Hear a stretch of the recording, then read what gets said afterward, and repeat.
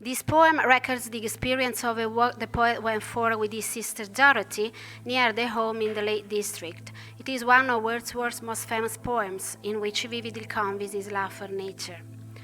I wander lonely as a cloud that floats on high over vales and hills, when all at once I saw a crowd, a host of golden daffodils, beside the lake beneath the trees, fluttering and dancing in the breeze.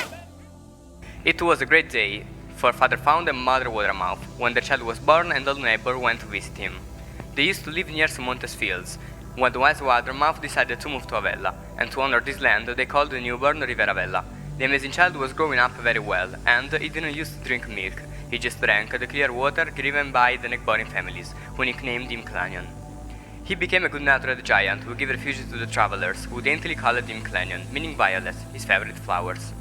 Few reasons could make him lose his control, most of times when someone unhonored him, make him dirty or trying to change his way, but his fury was not unwarranted because he wasn't able to understand why the humans were so stupid to tease him. In his free time, he praised Rome and Avella citizens' grandeur, talking to the aqueduct or the Irish Roman circus to prepare the show for the naval battles.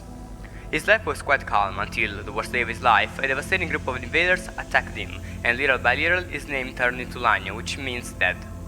Today everybody can see him as the effect of a spell, only when it rains. Reckless people think he's harmless, but sometimes look at the riverbed he used to flow along, we wonder anxiously, what would happen if he suddenly woke up? The archaeological site of Avella was first discovered in 1979. The works have brought to life finds of the Roman Empire. The most important monument is of course the amphitheater of the 1st century, but there are the remains of an aqueduct, the forum and the necropolis. The amphitheater has been the focus of many stories and adventures. Its construction has symbolized Avella's price of fidelity towards Rome. The circus was inaugurated by the two consuls, Lauro and Cetego.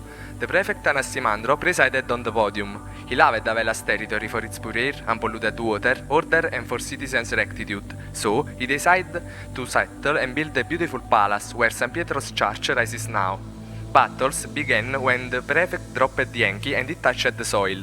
Everybody fell under the shots of Santa Maria Capovetere's gladiators, who, proud of their strength, complained about the lack of brave men to challenge.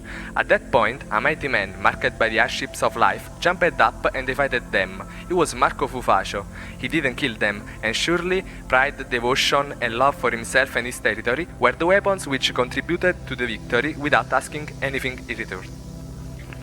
The castle was built during the Lombard domination on an important strategic position. Over the years, Avella Castle has been involved in many historical conflicts from the invasion of Saracens up to Hungarian raids. Half destroyed and rebuilt by Normans and transformed into a noble residence, today we can see its ruins. Once upon a time, a common woman usually climbed the hill of the castle with her friend to collect medicinal herbs and plants. One day a strange event occurred that made her dumb for some days. While she was picking up a broom, a wonderful yellow flower, she found a box full of gold coins and heard a voice saying, "If you want to take such treasure, you must bring a human skull and light to the old cemetery up the hill where the castle rises." The woman upset went back home, and the next day at night she went to the cemetery along with the skull and light. But her eyes met a disturbing sight because everywhere fire lit up to celebrate the deity's sub and they needed a victim. Suddenly a great fire raised and the castle was lighted up, and at her feet the woman's soul, the treasure, burnt. She realized to be in danger, so she started to run, but she had some burns. She was able to return home, but she fell ill and stayed in bed for a long time. The treasure is still there, is linked to the great superstition.